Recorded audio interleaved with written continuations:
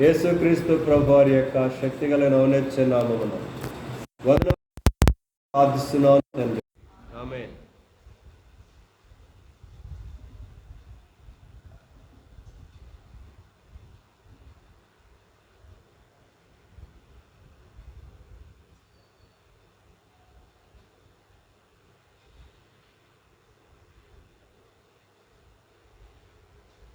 సమూయేలు మొదటి గ్రంథం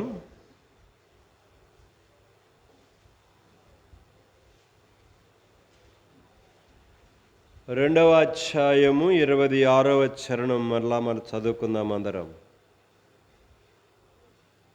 సమూయేలు 2:26. బాలుడగు సమూయేలు ఇంకను ఎదుగుచు యెహోవా దయయందును మనుషుల దయయందును వర్ధిల్లుచూ ఉండెను. సామెతలు 24:30 నుండి 32 వరకు కలిసి చదువుకుందాం. సామెతలు 24:30 నుండి 32. సోమరి వాని చేను నేను దాటిరాగా, తెలివిలేని వాని ద్రాక్ష తోట నేను దాటిరాగా, ఇదిగో దాని అందంతటా ముండ్ల తొప్పలు బలిసి ఉండెను, దూలగుండ్లు దాన్ని కప్పి ఉండెను, దాని రాతి గోడ పడి ఉండెను. నేను దాన్ని చూచి యోచన చేసుకొంటిని, దాన్ని కనిపెట్టి బుద్ధి తెచ్చుకొంటిని. సాల్. బాలుడైన సమూయేలు ఇంకను ఎదుగుచు దేవుని దయలో మనుషుల దయలో వర్ధిల్లుతూ తాను అందనంత ఎత్తుకు ఎదుగుతున్నట్టుగా కనబడుతున్నాడు. దానికి గల కారణమును మనము చూస్తున్నాం. సామెతలు 24:30 నుండి 32 వరకు. మరి ముఖ్యంగా చివరి మాటలు. దాన్ని చూచాడు, దాన్ని కనిపెట్టాడు, యోచన చేసి ప్రతి దాని విషయములో బుద్ధి కలిగి ప్రవర్తించటానికి తనను తానుగా జీవితాన్ని అర్పించుకుంటూ వెళుతూ ఉన్నాడు. ఇదే ఒక మానవుని జీవితం యొక్క అసలైనటువంటి యొక్క జీవితం. ప్రపంచములో బుద్ధి కలిగి జీవించేవారు ఉన్నారు, బుద్ధి లేకుండా జీవించేవారు ఉన్నారు. ఒకవేళ ప్రజలు అనుకోవచ్చు, నేను బుద్ధి లేకుండా లేను, నేను బుద్ధి కలిగే ఉన్నాను, నేను చీకటిలో ఏమి నడవట్లేదు, నేను వెలుగులోనే నడుస్తున్నాను, నా కళ్ళేం పోలేదు, నాకు కళ్ళు ఉన్నాయి అని తమ్మును తాముగా అనుకుంటూ భ్రమపడి వెళ్ళిపోతున్న తరమున్నది. యెషయా 5వ అధ్యాయం.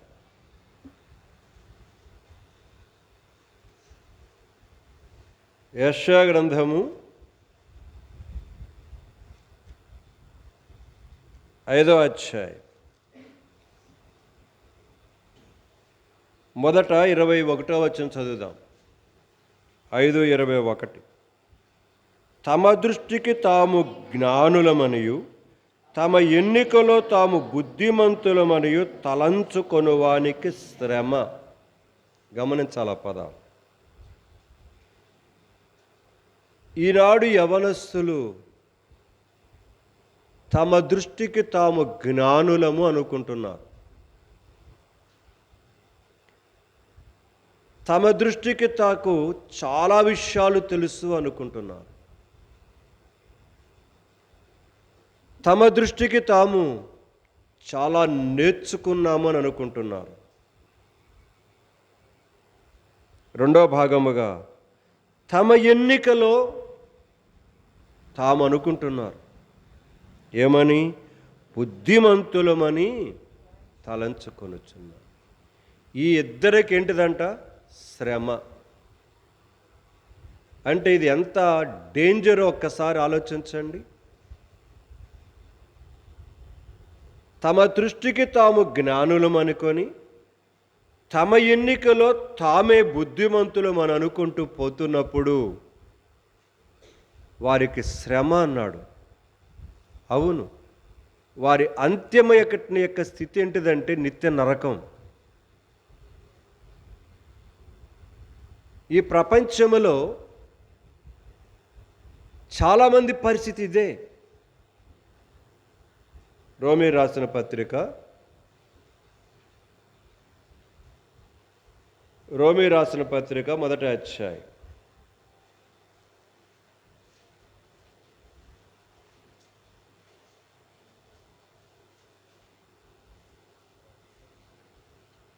21వ వచనం నుంచి చదువుదాం. రోమీ రాసిన పత్రిక 1:21 నుంచి. మరియు వారు దేవుని ఎరిగియు ఆయనను దేవునిగా మహిమపరచలేదు, కృతజ్ఞతాస్తుతులు చెల్లింపనలేదు గాని తమ వాదముల యందు వ్యర్థులైరి, వారి అవివేక హృదయము అంధకారమాయమాయను, తాము జ్ఞానులు అని చెప్పుకొనుచు బుద్ధిహీనులు. గమనించాల పదాలు. తాము జ్ఞానులమని చెప్పుకుంటూ బుద్ధిహీనులైపోతున్నారు. ఈనాడు యువతరం ఎందుకు దేవుని గురించి అంత పట్టింపు లేకుండా ఉంటున్నారు? ఈనాడు యువతరం ఎందుకు లోబడలేకపోతున్నారు? ఎన్నిసార్లు చెప్తున్నా కూడా అలాగనే కఠినముగా వారి జీవితాలు ఉంటున్నారు. ఎందుకు తెలుసా? మాకంతా తెలుసు. మీరేం చెప్పాలనుకుంటున్నారు అది చెప్పేసి వెళ్ళిపోండి అంతే. ఏది చేయాలో మాకు తెలుసు. ఇలాగ అనుకునేవాడు ఎప్పుడు కూడా వెర్రోడే. వాడికంటే వెర్రోడు, పిచ్చోడు, బుద్ధి లేనివాడు, తెలివి లేనివాడు ఇంకెవడు ఉండడు. ఎందుకంటే నాకు ఈ పరిస్థితులలో సోక్రటీస్ గుర్తుకొస్తాడు. ఎప్పుడు మీరు బయటికి ఊర్లోకి వెళ్తున్నప్పుడు ఇలాంటి పుస్తకాలు కొనుక్కోండి. సోక్రటీస్ యొక్క లైఫ్ హిస్టరీ ఒకటి ఉంటుంది, బుక్ తెలుగులో ఉంది, తీసుకొని చదువుకోండి. అరిస్టాటిల్, సోక్రటీస్, ప్లేటో ఈ ముగ్గురు గురించి ఒక బుక్ ప్రింట్ అయ్యి ఉంది, తెలుగులోనే ఉంది. సోక్రటీస్ యొక్క లైఫ్ను గురించి చదవండి. కొన్ని చదవటం అవసరం, అది అందుకొని నేను చెప్తున్నాను. సోక్రటీస్ అంటే అతను ఏమి దేవుణ్ణి తెలుసుకున్నవాడేం కాదు, కానీ లోకస్తుడు అయినప్పటికీ అతను కూడా దేవుని సృష్టే, అతను కూడా దేవుని యొక్క బిడ్డే. ప్రపంచంలో పుట్టిన పోతే మనుషుడు కూడా కనుక దేవుని బిడ్డలే, కాకపోతే దేవునికి అటు దూరంగా అయ్యాడంతే. సోక్రటీస్ నేర్చుకున్నది ఏదో తెలుసా? నాకేమీ తెలియదని నాకు తెలుసు అని అంటాడు ఆయన. చనిపోయేప్పటికి కూడా చెప్పిన మాట అదే. నేను ఏం తెలుసుకున్నానంటే నాకు ఏమీ తెలియదని నేను తెలుసుకున్నాను అంటాడు. ఎప్పుడైనా గుర్తుపెట్టుకోండి, యవనస్తులుగా మరి ముఖ్యంగా జ్ఞాపకం చేసుకోరండి. నాకు అన్నీ తెలుసు, నాకు నేర్చుకోవాల్సింది ఇంకేమీ లేదు, మీరు చెప్పాల్సింది ఏమీ లేదు అని ఎప్పుడైనా మీరు ఫీలింగ్ వస్తున్నట్లయితే మీ దృష్టికి మీరే బుద్ధి లేని వాళ్ళు అవుతారు. చివరికి మీ జీవితం అంధకారమైన పరిస్థితులలో చిక్కుకొని పోయి భయంకరమైన స్థితులలో చిక్కుకొని పోతుంది. అక్కడ రాయబడిన మాట రోమీ రాసిన పత్రికలు మనం చదువుకున్న భాగంలో 1:21-22 చదివాం. 23 కూడా చూద్దాం. వారు ఎవరు? వారు జ్ఞానులమని చెప్పుకొని బుద్ధిహీనులైన వారు. వారట అక్షయుడగు. గమనించాలి, అక్షయుడంటే అన్నిటికంతే నోరు మూసుకొని మౌనంగా ఉంటాం. అక్షయుడంటే ఏంటిది? క్షయము కానివాడు, లయము కానివాడు. అంటే ఇక దానికి ఏమాత్రమే కానీ నాశనము లేదు. అది గుర్తుపెట్టుకోండి. అక్షయుడు అంటే క్షయము కానివాడు, లయము కానివాడు, నాశనము కానివాడు. చదువుదాం. వారు అక్షయుడగు దేవుని మహిమను క్షయమగు మనుషుల యొక్కయు పక్షుల యొక్కయు చతుష్పాద జంతువుల యొక్కయు పురుగుల యొక్కయు ప్రతిమా స్వరూపములుగా ఏం చేశారు? ఇది జ్ఞానులమని చెప్పుకుంటూ బుద్ధిహీనులైపోయిన వారి యొక్క పరిస్థితుల గురించి చెప్తున్నాడు. వారు ఎలాగ బుద్ధిహీనులైపోయినారంటే, అక్షయమైనటువంటి యొక్క దేవుని యొక్క మహిమా స్వరూపుడైన దేవుడిని క్షయమైపోయే వాటి రూపములోనికి ఏం చేశాడు? మార్చేసేసాడు మనుష్యుడు. దానిని పట్టుకొని మనుష్యుడు మహిమా స్వరూపి అయిన దేవుడు అని వర్ణిస్తున్నాడు. మరిటి మనుష్యుణ్ణి బుద్ధి లేనివాడు అనకుండా బుద్ధి గలవాడని అంటాడు దేవుడు. మనిషే. ఇప్పుడు మీరు ఆయా ప్రాంతాలకు వెళ్తున్నప్పుడు రోడ్డు సెంటర్లో కొన్ని బొమ్మలు కనబడతాయి. ఎన్టీఆర్ బొమ్మ ఒకటి, తర్వాత రాజశేఖర రెడ్డి గారి బొమ్మ ఒకటి, ఇంకా నెహ్రూ గారి బొమ్మ ఒకటి, అలాగా అంబేద్కర్ బొమ్మ ఒకటి, గాంధీ గారి బొమ్మలు కనబడతాయి. బొమ్మ అంటే అర్థమైనది, దాంట్లో జీవము లేదు. కాకపోతే ఆయన ఆకారములో నిర్మించబడిన ఒక ఆకారం అంతేది. మరి జ్ఞానము కలిగి చెప్పుకుంటున్న మనము జ్ఞానము లేని వారిగా, బుద్ధి లేని వారిగా అయిపోతున్నామంటే కాదా ఇవన్నీ మన జీవిత యాత్రలో? ఒక్కసారి మనల్ని మనం పరిశీలన చేసుకుందాం. ఈ దినాలలో ఎక్కడ చూస్తున్నా కూడా క్రైస్తవులలో కూడా కనుక యేసు ప్రభు ఫోటో, మరియమ్మ ఫోటో, ఇంకేమేమి ఫోటోలు ఉంటున్నాయో నాకు తెలియదు. అవేంటివి? బొమ్మలు, చిత్రకారుడు గీసిన చిత్రం. అది ఆ చిత్రము దేవుడు కాదు. దేవుడు ఎట్లా అవుతాడు? అది మహిమాస్వరూపి అయిన అక్షయుడగు దేవుడు ఆయన. సో తమ దృష్టికి తాము జ్ఞానులు అనుకుంటున్నారు. తమ ఆలోచనను బట్టి తాము బుద్ధిమంతులం అనుకుని వారికి ఏంటిదట? దాని పై వచ్చిన కూడా చదువుదాం. యెషయా గ్రంథం 5వ అధ్యాయం నుంచి వచ్చాము ఇటు.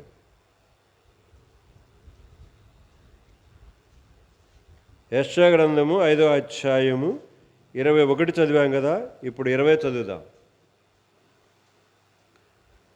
ఈ లోకములో ప్రజలు ఎలాగున్నారు చూడండి.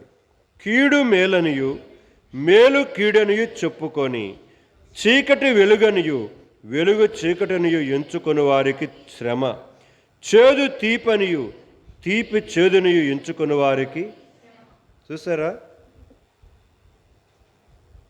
తమ దృష్టికి తాము జ్ఞానులమనుకుంటూ, తమ ఆలోచనలకు తమ ఎన్నికలో తాము బుద్ధిమంతులమనుకొనుచు, అక్షయుడగు దేవుని యొక్క మహిమను తెలిసి ఉండి కూడా జ్ఞానము కలిగిన వారే బుద్ధిహీనులైపోతున్న వారు చేస్తున్నట్టు యొక్క వారి ఆలోచనలు చూడండి.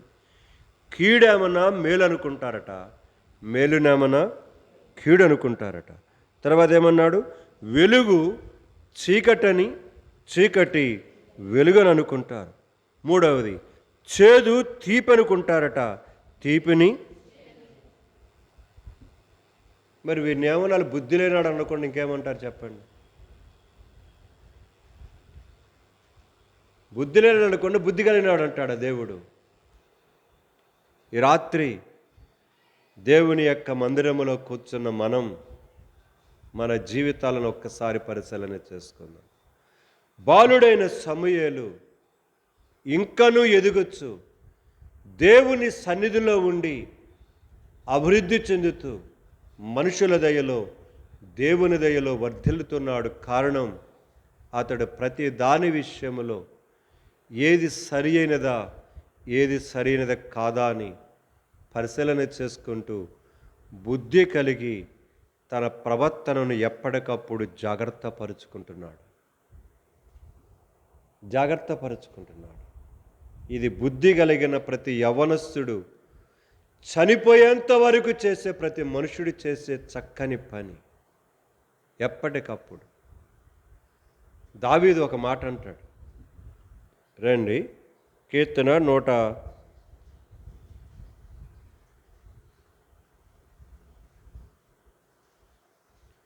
తన జీవితంలో చనిపోయేంత వరకు దేవుని దగ్గర ఎలాగుంటూ వచ్చాడో చూడండి. 143 కీర్తన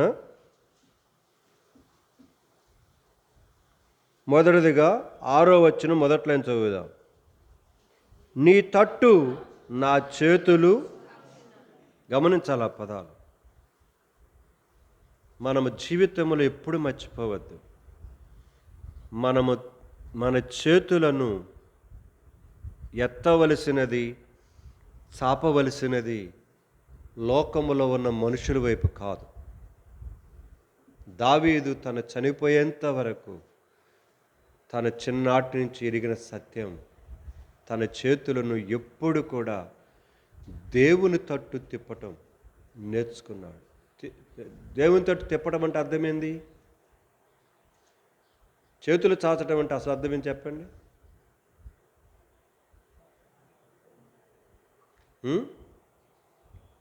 చేతులు చాచటం అంటే అర్థం ఏంటిదని అడుగుతున్నా.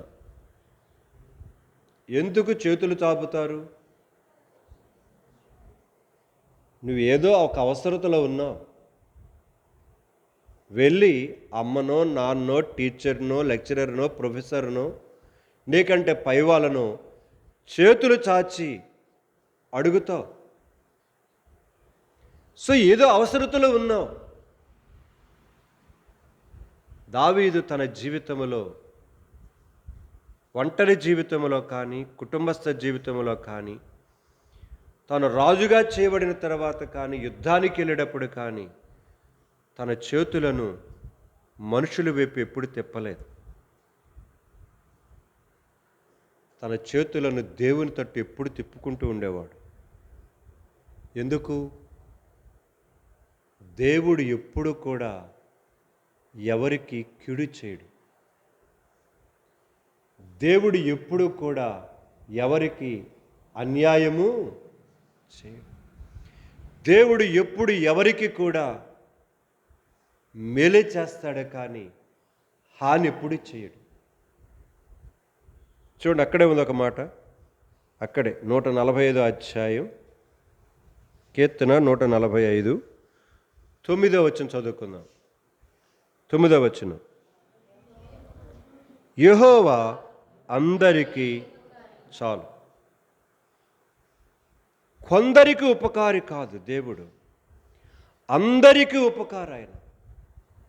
అవు లోకములో చెడిపోయిన వాడికి, మంచివాడికి, చెడ్డవాడికి, మంచివాడికి, చదువుకున్నవాడికి, లేనివాడికి, స్త్రీకి, పురుషుడికి అందరికీ మేలు చేసేవాడే ఆయన. అందరికీ ఉపకారం.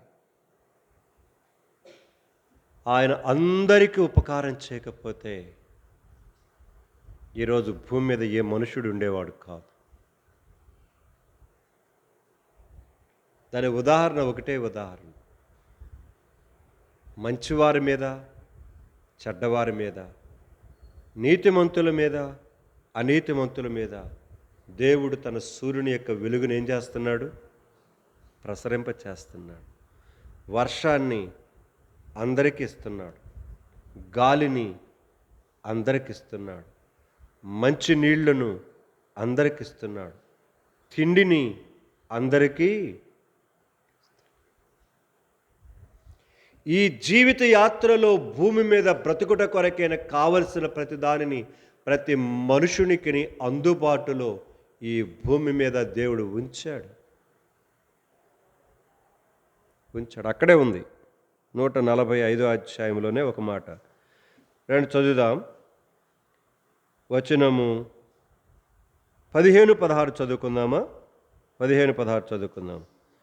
సర్వజీవుల కన్నులు నీ వైపు చూచుచున్నవి, తగిన కాలమందు నీవు వారికి ఆహారం ఇచ్చెదవు.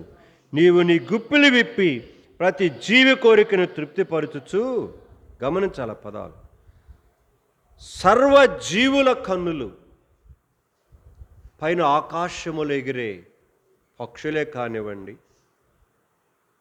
సముద్రములో ఉండే జలచరములే కానివ్వండి, అరణ్యములో తిరిగే ప్రాణులే కానివ్వండి, నేల మీద తిరిగే ప్రాకు పురుగులే కానివ్వండి, సర్వజీవుల యొక్క కన్నులు ఆయన వైపు చూస్తున్నాయట. ఎందుకంటే ఆయనే ఈ సర్వజీవులకు ఏం చేసేవాడు? ఆహారమును. కనుక తగిన కాలమున నీవు వారికి ఏం చేస్తున్నావు? ఆహారం ఇస్తున్నావు. అవు మనుష్యుడు ఎప్పుడైనా మోసం చేస్తాడేమో కానీ దేవుడు ఎప్పుడు మోసం చేయడు. మనుషుడు ఎప్పుడైనా సరే ఉపకారం చేయకుండా మానుకుంటాడేమో కానీ దేవుడు ఎప్పుడు ఉపకారం చేయకుండా మానడు. ఈ రాత్రికాల సమయంలో యవనస్తులారా, అందుకొనే దావీదు 143వ కీర్తనలో నీ తట్టు నా చేతులను చాపుచున్నానని ఇంకో మాట అన్నాడు కిందకు వచ్చేసరికి. అది కూడా చదువుదాం రండి. 143 చదువుదాం. 8వ వచనము చివరి లైన్ చదువుదాం. 8వ వచనము చివరి లైన్. నేను నడవవలసిన మార్గము నాకు చాలు. ప్రతిరోజు నేను నడవవలసిన మార్గం నాకు తెలియచ్చు. నా అమ్మ నన్ను మిస్గైడ్ చేయొచ్చు, నా నాన్న నన్ను మిస్గైడ్ చేయొచ్చు, నా ప్రొఫెసర్, నా టీచర్, నా లెక్చరర్, నా గైడ్ నన్ను మిస్గైడ్ చేయొచ్చు, మిస్గైడ్ చేస్తాడు. యెషయా గ్రంథంలో చూడండి. నేను ఇప్పుడు అక్కడికి వెళ్ళాలి. ఇప్పుడు అసలు రండి. యెషయా గ్రంథం 9వ అధ్యాయం. యెషయా గ్రంథము 9వ అధ్యాయము 16వ వచనం చదువుకుందాం అందరం. 16వ వచనం మొదటి లైనే చదువుదాం. ఈ జనుల నాయకులు త్రోవ తప్పించువారు. చాలు. ఈ లోకములో ఉన్న నాయకులు మేము మిమ్మలను బాగు చేస్తాం, మిమ్మలను అభివృద్ధి పరుస్తాం, మిమ్మలను ఉన్నతముగా తీర్చిదిద్దుతాం, మాకొక్కసారి అవకాశం ఇవ్వండి అని చెప్పే అనేకులు నాయకులు. ఇక రాయబడిన పదం, వారు మానవ జీవితాన్ని త్రోవ తప్పిస్తున్నారు. త్రోవ తప్పించటానికి మన పైన ఉన్న నాయకులు హేతులైపోతున్నారు, కారణమైపోతున్నారు. కాబట్టి యవనస్తులారా, ఈ లోకములో ఉన్న నాయకులను, మీకంటే పైవారిని ఎంతవరకు నమ్మాలో అంతవరకు నమ్మండి. అందుకని 118వ అధ్యాయం 8-9 వచనాలు లాగా రాయబడింది. మనుషులను నమ్ముకొనుట కంటే యెహోవాను ఆశ్రయించటం మేలు, రాజులను నమ్ముకొనుట కంటే యెహోవాను ఆశ్రయించటం మేలు. ఊరకని చెప్పలేదు దావీదు. ఊరికని చెప్పలేదు దావీదు. యవనస్తులారా, ఈ రాత్రికాల సమయంలో జాగ్రత్త, జాగ్రత్త. మీ భవిష్యత్తు ప్రణాళికను దేవుడి మీద వేసి ప్రార్థన చేసుకుంటూ జాగ్రత్తగా గైడ్ చేయబడండి. సరైన విధముగా నడిపించబడకపోతే చాలా ప్రమాదం ఉన్నది. నేను అందుకోనే చాలాసార్లు మందిరంలో చెప్తున్నాను, మీ చదువుల మీద లక్షల రూపాయలు ఖర్చు పెట్టవద్దు, లక్షల రూపాయలు ఖర్చు పెట్టవద్దు. సాధ్యమైనంత వరకు సాధారణమైన యొక్క చదువు చదవటానికి మీరు చేరండి, ప్రార్థన చేసుకోండి, దేవుడి మీద ఆధారపడండి, దేవుడి కొరకే బ్రతకండి. దేవుడే మీ జీవితంలో గొప్పగా కార్యం చేస్తాడు.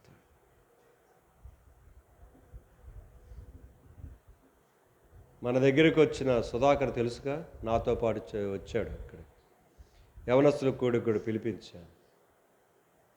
వాళ్ళ కొడుక్కట గవర్నమెంట్ స్కూల్ అని చదివించింది. ఇద్దరు కొడుకు గవర్నమెంట్ స్కూల్లో అని.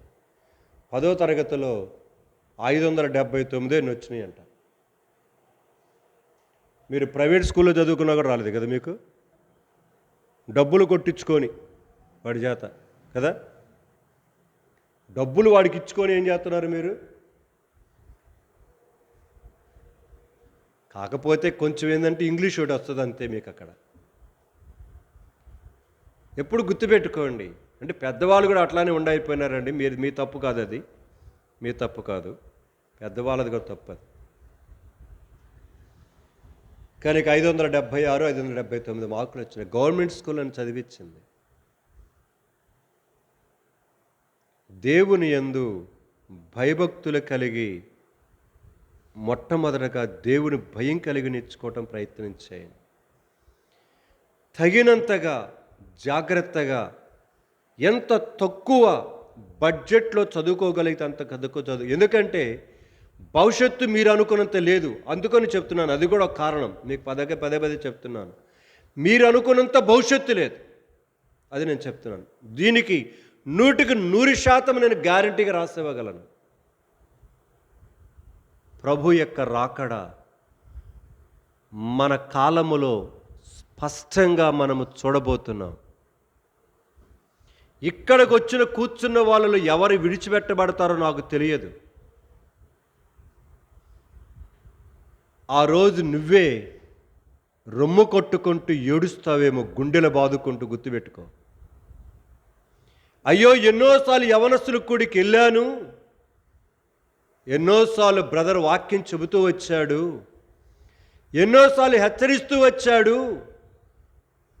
నా దృష్టికి నేను జ్ఞానం అనుకుంటూ, బుద్ధి కలిగినాను అనుకుంటూ, వాడిని అనుకుంటూ, కనీసం మారు మనసు కూడా పొందకుండా నా జీవితంలో వెళ్ళిపోతూ వచ్చానని రేపు ఏడిస్తే దానికి నేను బాధ్యుని కాదు.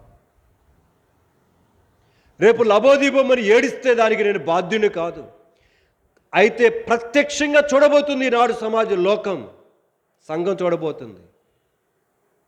దాని కొరకే ప్రపంచంలో పరిస్థితులు చాలా శరవేగముగా ముంచుకొని వస్తున్నాయి. ఏ క్షణమైనా జరగవచ్చది. అయితే ఫలానా రోజు వస్తానని మాత్రం దేవుడు చెప్పాల. కాకపోతే ఆయన రాకడకు సూచనలు మాత్రం ఏం చేశాడు దేవుడు చెప్పాడు. ఇలాగ ఉంటుంది. అందులో ప్రాముఖ్యంగా లోతు దినాలలో ఎలాగుంటుందో, నోవహు దినాలలో ఎలాగుంటుందో, అంత్య దినాలలో కూడా అలాగుంటుంది. ఎక్కడ చూసినా అక్రమం,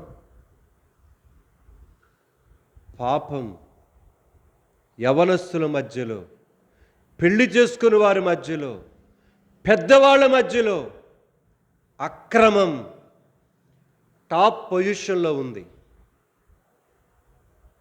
భారతదేశంలో కూడా అక్రమం చేసే దేశాలలో, దౌర్భాగ్యకరమైన దేశాలలో చాలా టాప్ మోస్ట్ ర్యాంకులో ఉంది భారతదేశం.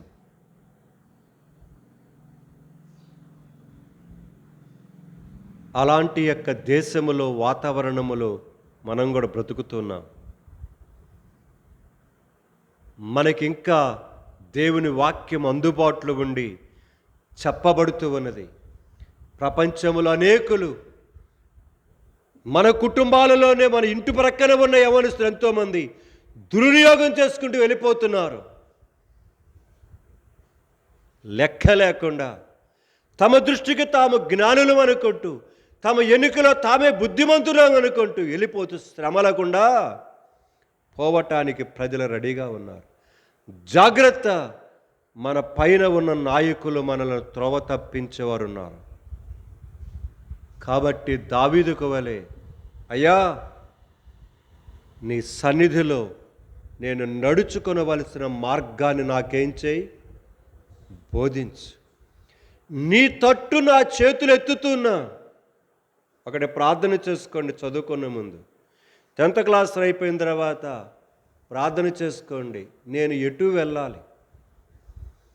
10th అయిన తర్వాత ఒక ఇంటర్మీడియటే కాదు, రకరకాల డిఫరెన్షియేట్ నీకు కోర్సెస్ ఉన్నాయి. ఇంటర్ అయిన తర్వాత రకరకాల యొక్క విధానాలుగా వెళ్ళచ్చు. ప్రార్థన చేసుకోండి. నేను చేసుకునే ప్రార్థన అదే. ప్రభువా, నేను ముందుకెళ్తున్నాను, నీ చిత్తమైతే నాకు తెలియదు, ఒకటి మాత్రం నీ దగ్గర ప్రార్థన చేసుకుంటున్నా, నేను వెళుతున్న మార్గం అది నీ చిత్తమ కాకపోతే ఆ పనిలో ఆటంకపరచు, నాకు అదే గుర్తు అని ప్రార్థన చేసుకుంటా. లేకపోతే నేను వెళ్తున్నట్టు నీ యొక్క పరిస్థితులలో ఆటంకం లేకుండా ముందుకు కొనసాగుతుంటే ఇదే నీ చిత్తం అనుకొని నీ మీద ఆధారపడతాను. అలాగ నా జీవితాన్ని నడిపిస్తూ వచ్చాడు. నేను ఎప్పుడు కూడా దేవుని దగ్గర డిమాండ్ ఎప్పుడు చేయలేదు, దేన్ని డిమాండ్ చేయలేదు. ఇదే చేయి నా జీవితంలో, ఇదే చదవాలి, నేను ఇలాగనే ఉండాలి, ఇలాగనే పెళ్లి చేసుకోవాలి, ఇలాగనే జీవించాలని నేను ఎప్పుడు డిమాండ్ చేయలేదు దేవుని దగ్గర. ఎందుకంటే నా జీవిత యొక్క భవిష్యత్తు నాకంటే, నా తల్లిదండ్రుల కంటే నా దేవుడికి బాగా. ఎందుకంటే నన్ను నా తల్లి గర్భములో నిర్మించింది ఆయన, నా తల్లి కాదు, నా తండ్రి కాదు. వారు చేయవలసిన పని వారు చేశారు. ఆ ప్రారంభ దినము నుంచి, తల్లి గర్భము నుంచి బయటపడిన దగ్గర నుంచి ఇప్పటి వరకు దేవుడు, ఇది 59వ సంవత్సరం, నాకు 2 మాసాలు అయిపోయినాయి, 3వ మాసంలో ప్రవేశించాను. అలాగనుకో నేనేదో గొప్పవాడిని చెప్పట్లేదు, నేను చేసుకునే ప్రార్థన అదే. ప్రభు, నీ చిత్తమునకు విరుద్ధంగా నేను ప్రయాణం చేసి నేను బాగుపడేది ఏమీ లేదు. ఒకవేళ బాగుపడినట్టుగా కనబడవచ్చు, నాకు కనబడవచ్చు, కానీ అయినను అది నా జీవితానికి భవిష్యత్తులో ప్రమాదమే.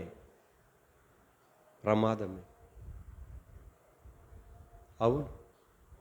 ఇప్పుడు ఉదాహరణకి మీకు చెప్తా. నా విషయంలో దేవుడి యొక్క ఉద్దేశం పెళ్లి చేసుకోకూడదు అని. ఇప్పుడు నేను బలవంతంగా దేవుడి యొక్క ఉద్దేశాన్ని పక్కన పెట్టి పెళ్లి చేసుకుంటే దేవుడు ఆయన అడ్డపడతాడా? ఉదాహరణకు మీకు చెప్తున్నాను. పెళ్లి చేసుకోవాలనుకొని చేసుకున్నాను అనుకో, దేవుడు ఆయన అడ్డపడతాడా? అడ్డపడాడు. చేతులు ఇట్లా కట్టుకుంటాడు, మౌనం అయిపోతాడు, అంతే. వెళ్ళు అని చూస్తూ ఉంటాడు. ఇక ఒకటి తర్వాత ఒకటి దెబ్బలు తగులుతుంటే దేవుడు నన్ను చూసి బాధపడతాడు, దుఃఖపడతాడు. అయ్యో నా కుమారుడు, అయ్యో నా కుమారుడు. యవనస్తులారా జాగ్రత్త. నా ఆశ ఒకటే, మీరందరూ కూడా ఆ కడబోర శబ్దము వినినప్పుడు, in the fraction of second, ఈ లోకములో ఉన్న మనుషులు అక్షయ దేహముతో ఏమైపోతారట? చదువుదా మొదటి కొరింథీ రాసిన పత్రిక, 1 కొరింథీ 15వ అధ్యాయం.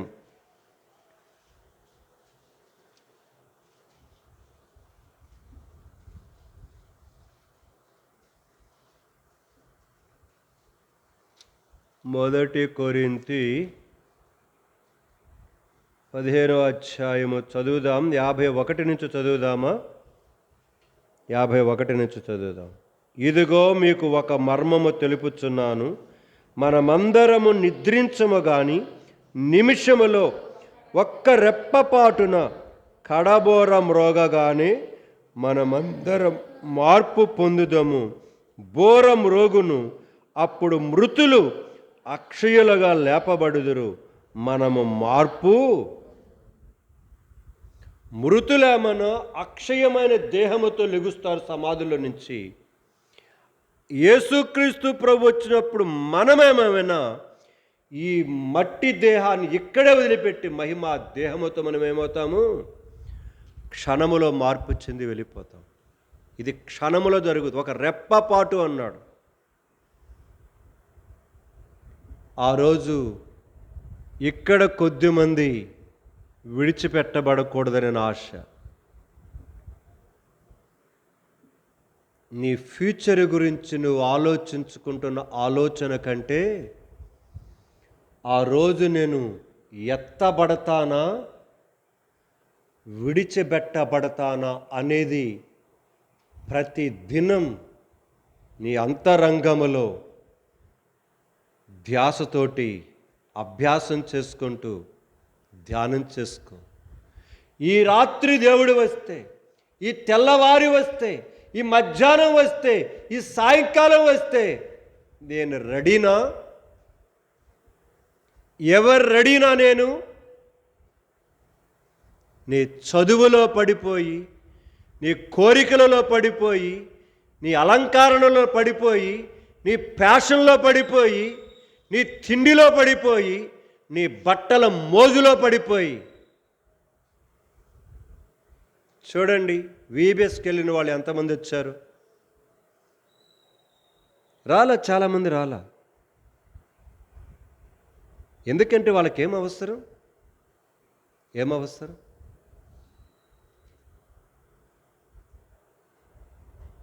యవనస్తులారా, జాగ్రత్త.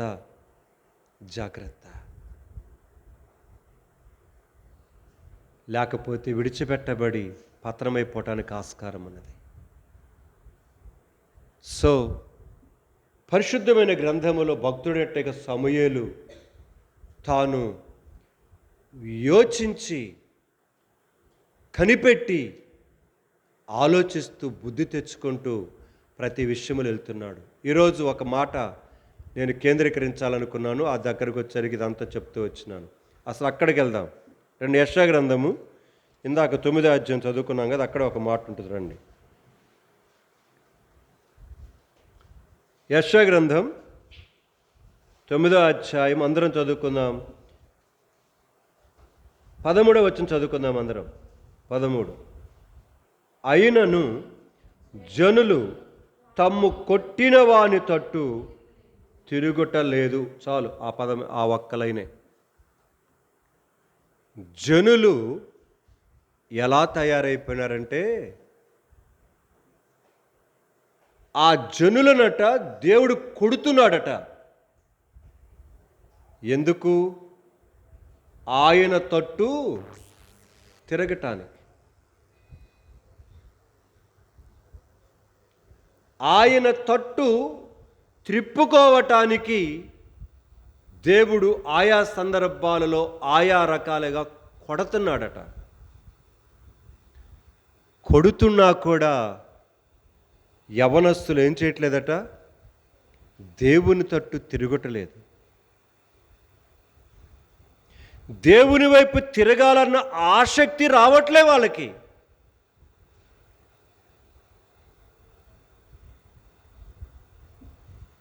యవనస్తులారా, ఇక్కడ కూర్చున్న మీరు మీ జీవితంలో ఎన్నెన్ని మీకు ఎదిరింపులు వస్తున్నాయి. ఒక్కసారి అవి కొట్టడం అంటే అవే.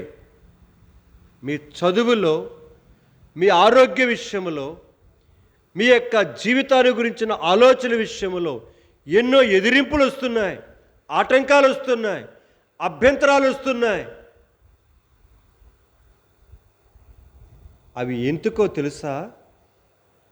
మీరు పాఠం నేర్చుకుంటారేమోనని, ఆయన వైపు తిరుగుతారేమోనని ఆయన అలాగా మన జీవితంలో కొడుతుంటాడు, హెచ్చరిస్తాడు. కొన్నిసార్లు దెబ్బలు కూడా కొడతాడు, కాళ్ళు ఎరగొడతాడు, చేతులు ఎరగొడతాడు, తలకాయ కరెక్ట్ నీ యొక్క బొప్పి కట్టేట్టు కొడతాడు, మాడు మీద కొడతాడు. శరీరము లోపల కూడా పెడతాడు రోగం, శరీరము బయట కూడా పెడతాడు రోగం. చెప్పాను మీకు ఒకసారి, నేను చక్కటి అమ్మాయి నేను పరిచరకు వెళ్ళాను, ఒక గ్రామానికి, ఒక పరిచరకు వెళ్ళాను. అయిపోయింది, మీటింగ్ అంతా అయిపోయింది. సరే, భోజనానికి బయటకు వచ్చిన వాళ్ళు బయటకు వచ్చున్నారు. ఇక నన్ను లోపలికి ఆహ్వానించారు. అక్కడ కొంతమంది కూర్చున్నారు, నేను కూడా కూర్చున్నాను. ఇంకా వడ్డించలేదు. నేను అలా కూర్చొని మాట్లాడుతున్నాను. జాగ్రత్త వినండి. మాట్లాడుతుంటే ఇద్దరు యవనస్తురాళ్ళు దాదాపుగా నా హైట్ ఉంటారు. నాకన్నా కొంచెం